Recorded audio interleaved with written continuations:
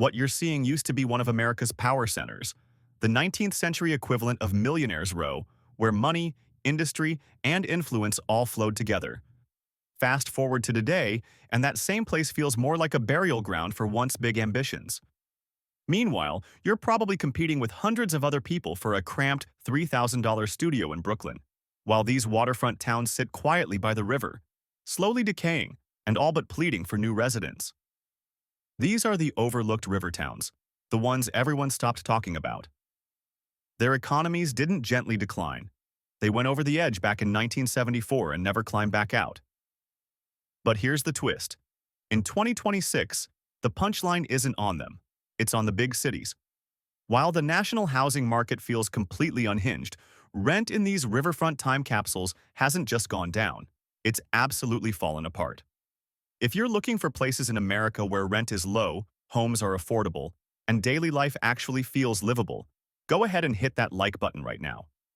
We're uncovering hidden towns, ignored communities, and affordable places where the cost of living still makes sense, before the rest of the world catches on. Don't wait. Subscribe to discover the cities and turn on notifications so you're first in line to see these potentially life-changing locations. All right, let's dive in. Cairo, Illinois, sits right where the Mississippi and Ohio rivers come together, and over the years, this town has experienced every phase imaginable: rapid growth, hard decline, and a kind of stubborn endurance that refuses to disappear. There was a time when Cairo was alive with motion, powered by shipping routes, rail lines, and non-stop trade flowing through its rivers. Work was easy to find back then. Factories were running, docks were busy, warehouses filled entire blocks, and the town hummed with activity. Rent stayed reasonable, days were full, and the place had real momentum. Then time did what it often does to river towns. One by one, the factories shut their doors.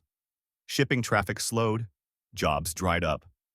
Families packed up and moved on, storefronts went dark, and houses were left behind. As the local economy unraveled, housing prices didn't just fall, they fell apart right along with it. Today, homes that once commanded solid rents now lease for a fraction of that, sometimes just tens or a couple $100s a month. Entire streets sit quiet, lined with empty houses. Yet for the people who stayed, or those willing to look closer, there's an unexpected opening here. Living expenses are incredibly low, and you can carve out a life in a place rich with stories, architecture, and rivertown character without spending much at all. Even after decades of decline, Cairo isn't lifeless. Small but meaningful signs of renewal are scattered throughout town. Artists have started reclaiming old buildings and giving them new purpose. Local cafes and small shops are slowly reopening their doors. Along the riverfront, modest projects suggest the early stages of a comeback. It's no longer the bustling Cairo of the past, but what exists now is a tight-knit, quietly energetic community hiding in plain sight. Rent may be cheap, but life here isn't frozen in time. Neighbors look out for one another. Volunteers step up to maintain parks and shared spaces. Community groups work to preserve traditions and keep the town connected. Cairo may have lost people over the years, but its sense of heart and identity remains intact. For anyone willing to trade convenience and speed for affordability, Cairo offers something rare: a chance to live on a very small budget in a town filled with culture, history, and riverside atmosphere. And there isn't just one path to making it work. Some residents rent small apartments for next to nothing. Others strike deals directly with longtime homeowners, exchange skills for housing, or get involved in local co-ops and shared living arrangements. Affordability here isn't random. It's what happens when falling demand meets creativity and adaptability. Cairo also offers a quiet reality check. While much of the country fixates on overpriced metro areas, this town shows that a good life doesn't always come with a high price tag. Things move slower, crowds are thinner, but the cost of living is almost shockingly low. For anyone dreaming of escaping relentless rent increases, Cairo isn't just another struggling town. It's proof of how dramatically costs can shift when opportunity moves elsewhere. The possibilities aren't theoretical, they're right in front of you. Affordable housing, genuine community, and the freedom to shape a place rather than just survive in it. Where some outsiders see abandonment, locals see room to grow and potential waiting patiently. East Liverpool, Ohio. Once celebrated as the pottery capital of the United States, this small river town along the Ohio River built its identity on ceramics, factories, and steady river commerce. For generations, millions of pottery pieces rolled out of local plants and into homes across the country. Work was easy to find, downtown streets stayed busy, rent stayed reasonable, and life followed a dependable rhythm. Then the familiar Rust Belt story unfolded. As manufacturing modernized and production moved elsewhere, East Liverpool was left behind. Plants shut down, river traffic slowed, workers relocated, and entire neighborhoods began to thin out. With fewer people looking for housing, demand dropped, and rent followed it straight down. Today, East Liverpool stands out as one of America's quiet affordability surprises. Homes that once rented for several $100s now lease for $200 or $400 a month in certain areas.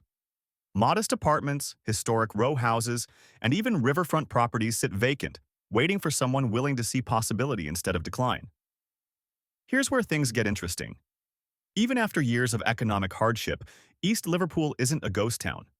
Small pockets of energy still exist beneath the surface. Artists, retirees, and remote workers have started breathing life back into old buildings. Cafes reopen, community spaces return, and restored brick streets signal a slow but genuine revival.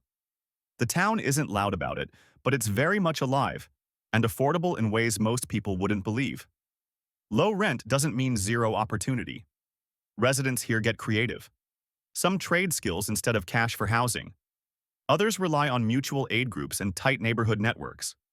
These smaller communities within the town provide connection, support, and a sense of belonging, whether you're a family, a retiree, or someone chasing freedom from crushing living costs.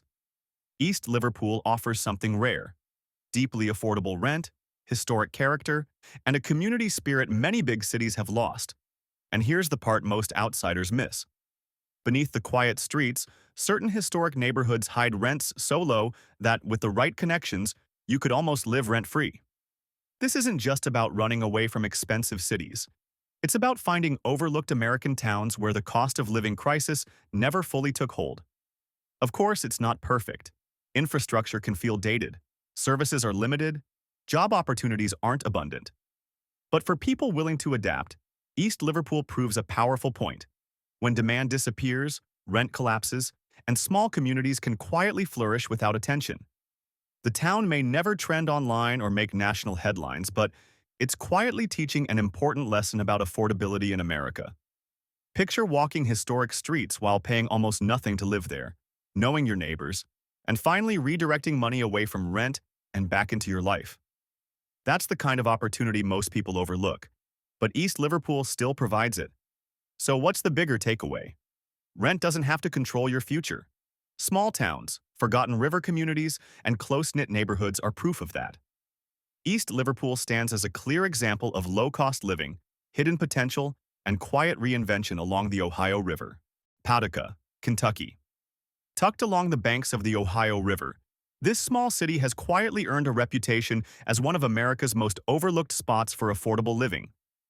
With deep roots in history, a thriving art scene, and undeniable riverfront appeal, Paducah offers something increasingly rare: housing costs that haven't merely cooled off, but dropped to surprisingly low levels. Here's what that actually looks like. Renting a modest apartment or small house for $400 to $600 a month is still realistic here, and even renovated historic homes can often be found for under $800. Compared to nearby metro areas, those numbers feel almost unreal. But Paducah's appeal goes far beyond cheap rent. The city hums with small, active communities that give it real personality. Artists, retirees, and remote workers have gravitated toward the Lower Town Arts District, transforming once struggling streets into lively corridors filled with cafes, galleries, and riverwalk paths. Families benefit from solid schools, neighborhood parks, and a walkable downtown, without paying big city prices. Retirees enjoy the calm of life near the river, while remote workers take advantage of stable, low-cost housing paired with reliable internet. Of course, affordability comes with trade-offs. Job opportunities are more limited than in large metros, especially in corporate or tech-heavy fields. Some neighborhoods deal with aging infrastructure, slower city services, or a quieter nightlife scene. But for people focused on long-term financial breathing room and day-to-day quality of life, those compromises often feel small compared to what Paducah offers in return. Lower rent translates into real freedom, more savings, room to invest, or even near rent-free living through certain nonprofit programs or senior housing initiatives. The city's strong arts and culture presence has also helped fuel co-ops and community-led projects, fostering close-knit neighborhoods where residents collaborate on upkeep, events, and mutual support.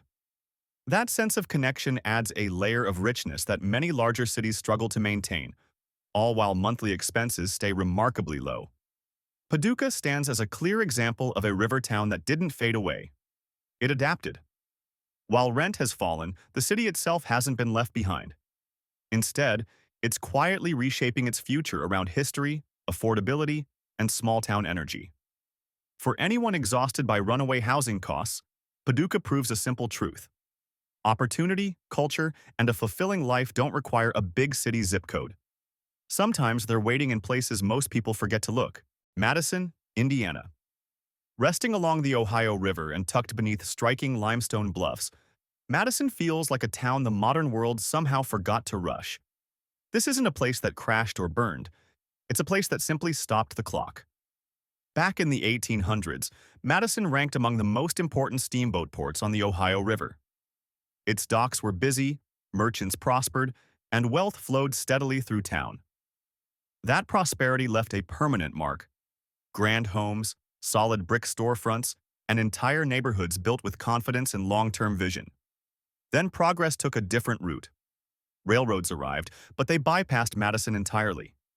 Trade patterns changed, industry relocated, and growth quietly came to a halt. Yet here's the surprising part. Madison didn't fall apart. It didn't hollow out. It just paused.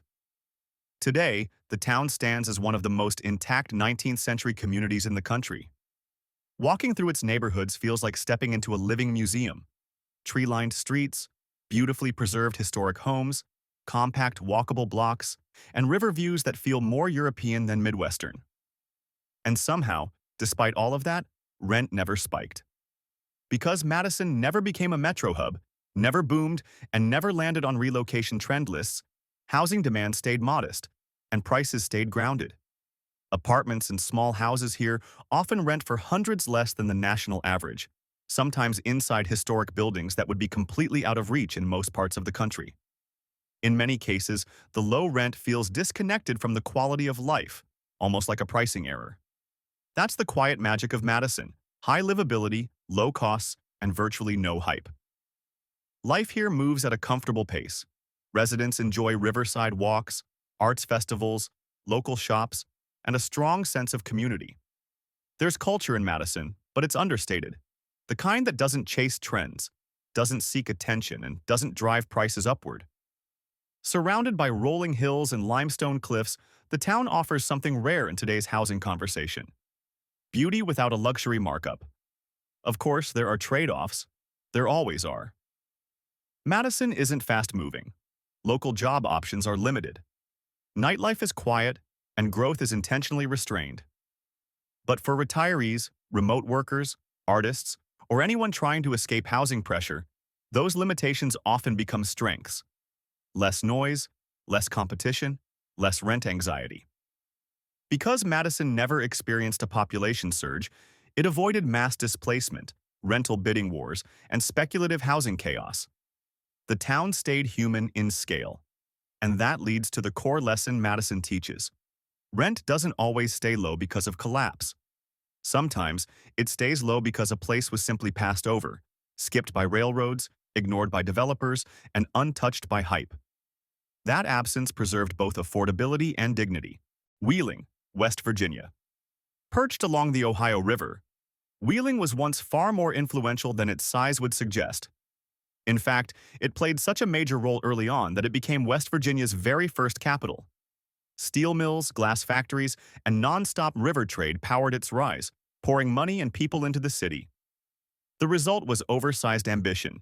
Huge buildings, iconic bridges, theaters, warehouses, and infrastructure you'd normally expect in a much larger urban center. Then the industrial engine shut down. Steel faded. Manufacturing slowed to a crawl. Residents moved away. And almost overnight, demand for housing fell apart. But unlike many post-industrial towns, Wheeling never fully hollowed out. What remained is something surprisingly valuable in 2026. The bones of a city, paired with the pricing of a small town. Even now, you can still find apartments and houses renting for $400 to $700 a month, sometimes inside historic buildings overlooking the river or the downtown skyline. In most cities, spaces like that would be labeled luxury. In Wheeling, they're just there. That's what makes Wheeling different.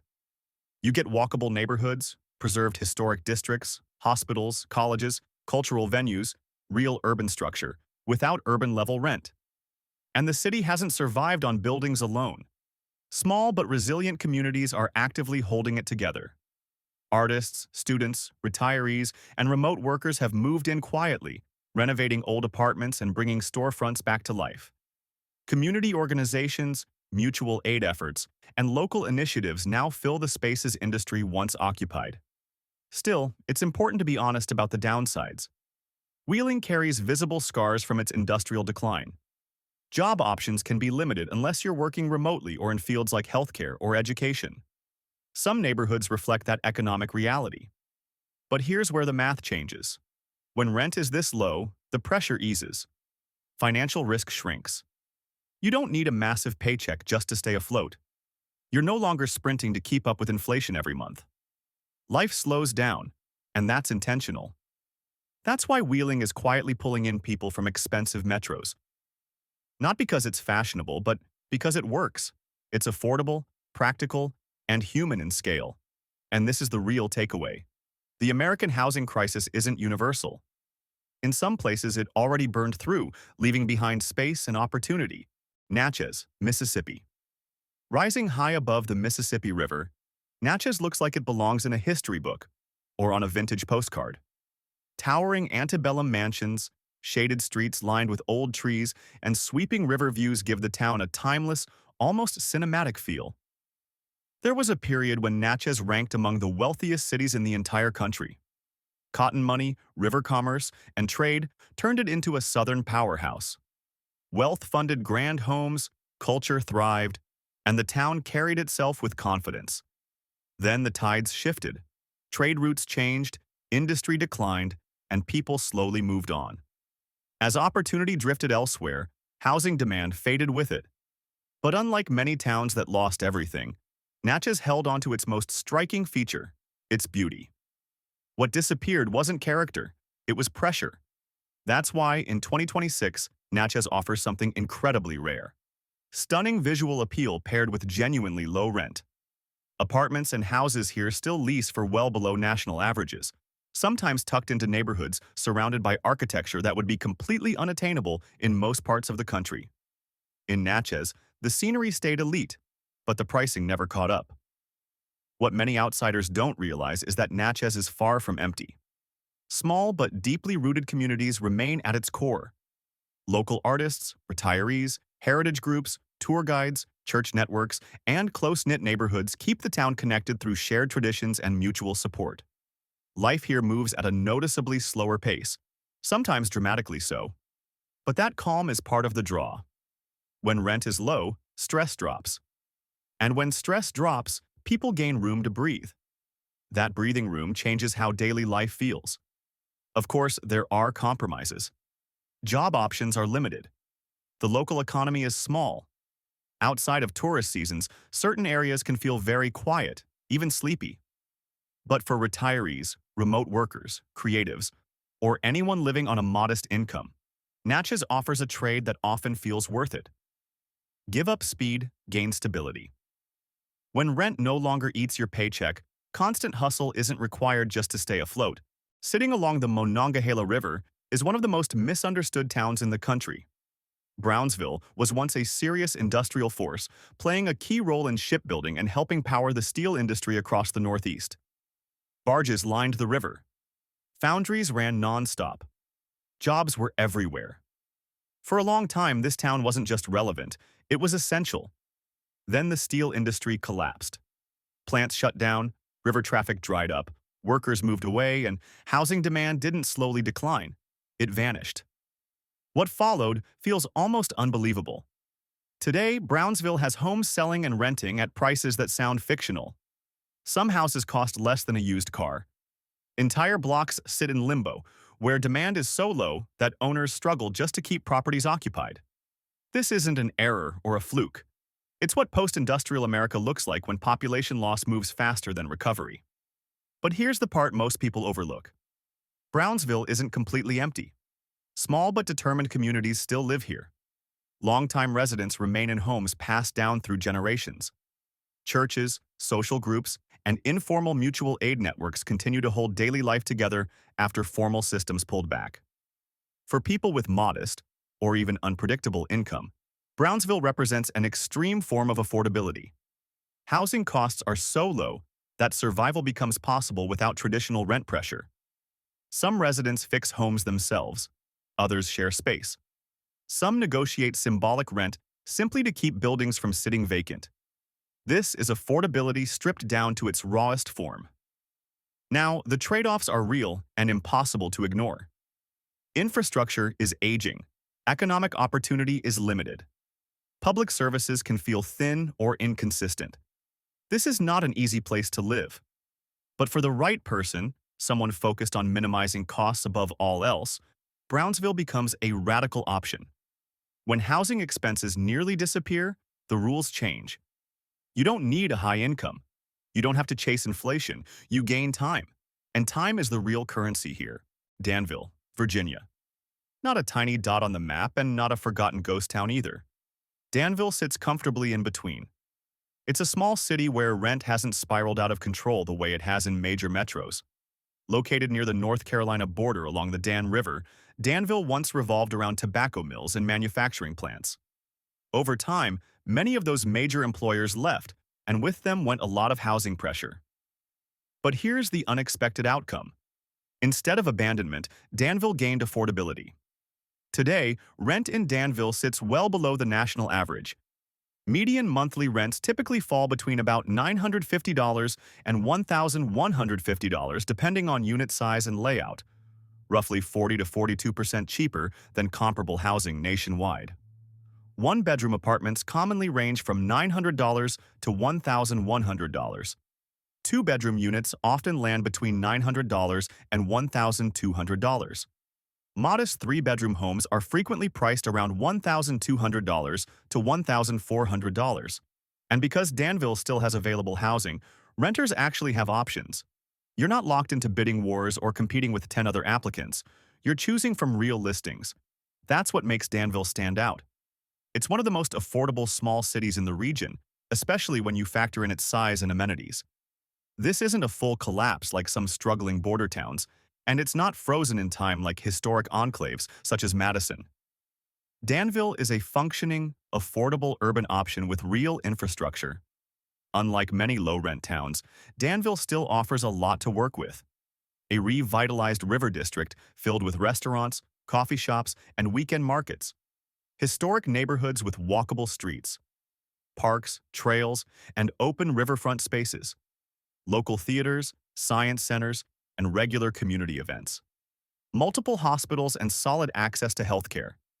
These things don't just make Danville cheap, they make it livable, especially for retirees, remote workers, and people on fixed incomes. That mix of affordability and infrastructure is harder to find than most people realize. Now, let's be honest about the downsides. Yes, rent is low.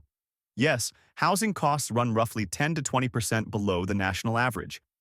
But Danville isn't flawless. Job opportunities are more limited than in large cities, especially in high-paying sectors. Most employment growth centers around healthcare, education, and local services rather than tech or finance. Infrastructure outside the downtown core can feel dated compared to newer metro suburbs. And while the River District has seen meaningful growth, some neighborhoods are still recovering from decades of industrial decline. The rental market itself is smaller too. That means less competition, which is good, but also fewer total options compared to larger cities.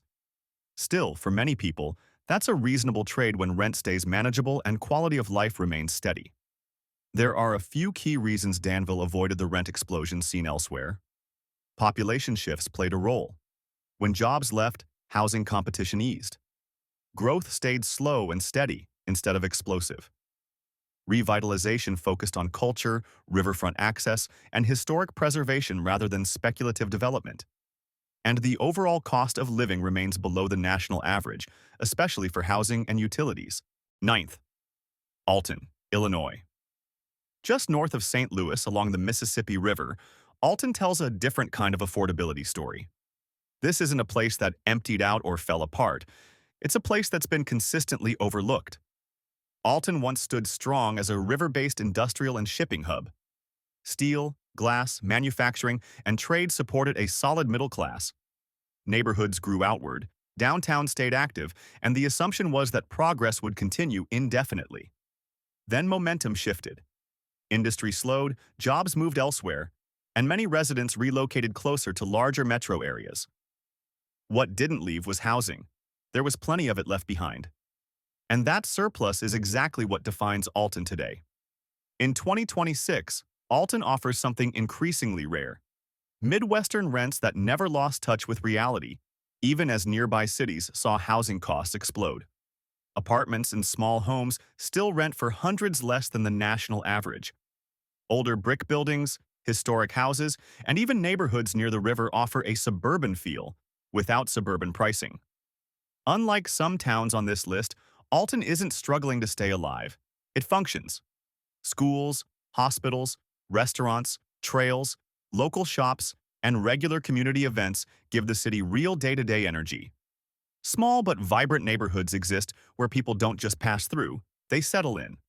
This is affordability without isolation. Residents enjoy walkable streets, river scenery, and quick access to St. Louis, all without paying St. Louis-level rent. That makes Alton especially appealing for commuters, retirees, remote workers, and families looking for balance. Low housing costs paired with nearby opportunity. Of course, there are compromises. Alton still shows signs of its industrial past. Some areas need reinvestment, certain properties are older. Growth moves at a measured pace. But that lack of urgency is exactly why rent stayed reasonable. It never became a boomtown, and because of that, prices never ran away. That's the common thread running through this entire list. When growth slows, when demand eases, and when a town stops competing for attention, rent has room to breathe. Alton makes one thing clear. Affordable living in America didn't vanish. It simply stepped off the main road. Vicksburg, Mississippi. Vicksburg doesn't come across as abandoned or broken. It feels like a place where time simply slowed and decided to stay there. Sitting high on steep bluffs above the Mississippi River, this town was once one of the most strategically important cities in the entire country. During the Civil War, control of Vicksburg meant control of the river itself, and for a brief moment, Vicksburg stood at the center of American history. Then the moment passed, and history kept moving.